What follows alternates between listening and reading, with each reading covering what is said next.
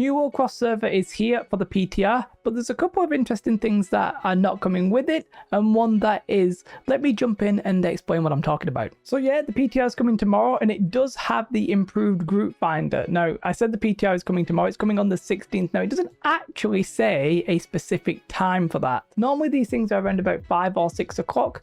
Not 100% sure when it's actually going to drop. Now, the main thing obviously with this is the cross-world expeditions with improved group finder. Now, how they're going to test the cross-world, I'm not really sure if they're going to do 2 servers. To be honest, it might be nestled in somewhere that they're going to have 2 servers, but I didn't actually see that, but we'll find out tomorrow. It's not really biggie. But the key thing is how you actually get to it and how it's going to work. So they're now renaming the modes tab, which is where you find like arena, the leaderboard, and outpost rush. That's just going to be called activities, and you're going to find expeditions and mutated expeditions at the top here. It's going to be a new menu, and you're just going to hit the random button to queue for any expedition you qualify for. Or you can use the checkboxes to the left of each expedition to build a specific expedition list and enter with the queue button. So it sounds like the random will just put you in at any, but then it sounds like you can sort of like more niche down into it, which to be fair, actually sounds interesting. However, there is one caveat here, which I didn't really expect to sort of come out of nowhere, and that is that M3 is not available through the cross-world group finder. Now that's a little bit against what we thought they were going to do, because yes, they said that you wouldn't be able to get into the leaderboard, but that we assumed meant that it was going to be available for M3s. They appear to have made the decision that they're not doing this for M3s, and I personally think that that's a bad idea. I think they should actually probably do them for M3s, and what they were going to do is give you buffs to make up for the fact that you were an uncoordinated pickup group. But it looks like they're just not going to do it for M3s. I don't know if this just applies to maybe this group finder test, but I mean, I don't know why they would do that. I don't really think they will do that. So it looks like they're not doing M3s. Again, that's not what we thought because of what they said, but they're not saying why they're not doing M3s. Maybe that'll be in the Q&A, I'm not really sure. Then there's like a new system to how you might leave. Once you're in the expedition, after the instance has been live for 10 minutes, you must use abandon to leave, which will then mean that you do not incur the deserter penalty. So I'm not quite 100% sure I understand this. It's basically like if you get within 10 minutes or you do 10 minutes, you can still leave, but you don't get deserted. But if you leave within 10 minutes, you do. Weird, in my head it would sort of make more sense to be the other way around. Like the longer you've been in, the more likely it is you're having trouble, and therefore the more likely it is that you can all reasonably leave. But the quicker you get in, what if somebody doesn't join or somebody else DCs?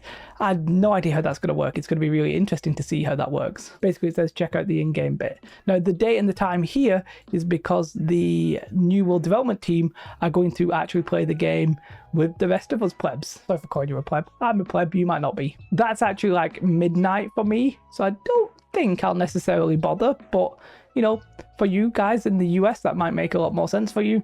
And that's January 19th, which to be fair is Friday. So it's actually Friday night. Like I could do it, I might do it, probably not. And then there's nothing else. It's just all the usual stuff. Now, the key thing here for me is the 2 things I was talking about is one, the lack of an M3. I found that a little bit peculiar, especially after all the things they said. But they also said, I think they said it in a Discord, I can't remember what kind of statement it was, that there was a combat rework coming, and I think they might have reiterated that on a Forged in Aeternum.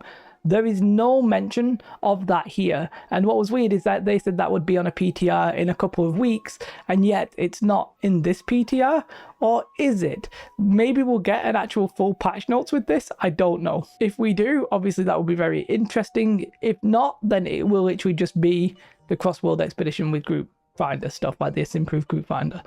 I'm intrigued how it will work, but yeah, there appears to be nothing else with it, which if I'm honest, sort of suggests that the combat rework simply is not ready yet. And that would make sense because it's a big undertaking.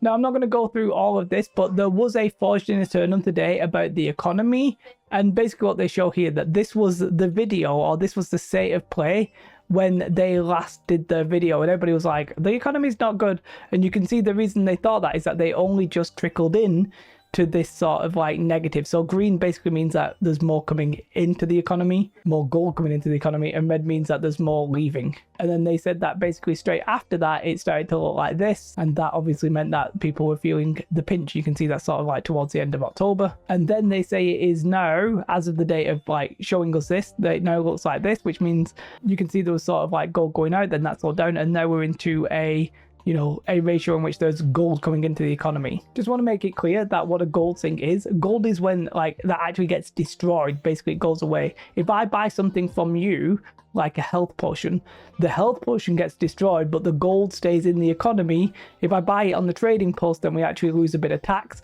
Some goes to other players, but some of it just gets like straight up destroyed. But generally that gold, if you're just transferring between players, is staying in the economy. Gold sinks is when you buy it from like a faction vendor and the gold is literally just destroyed. And the change here basically is the change to, you know, the prismatic mats, so we now actually don't need a chromatic seal to craft. That means that the gold is staying in the economy. What it actually means is that there are now a lot of opportunities to make gold as a gatherer crafter kind of thing, where that really wasn't the case when we were in a deflationary period because people were clinging onto the gold and buying seals. It's an interesting video if you're interested in it. It's 17 minutes long. Go check it out if you want to. There's nothing like revolutionary here. There's no like indications of any massive changes coming. At least I didn't think so. But you know, go and watch it. It's interesting. So for me, no M3 and no combat updates are a little bit sad. Sort of means that this is a little bit underwhelming. Let me know your thoughts in the comments below. Big shout out to my Patreons. I do really appreciate you guys. And if you want to come and talk to me about this on Twitch, I'll be streaming New World in the morning. But I've actually been trying ESO. If you want to come and check that out, then, you know, coming up, hit me up in Twitch, on Twitch, whatever you want to say. For now, have a most beautiful day. Like and subscribe. Goodbye.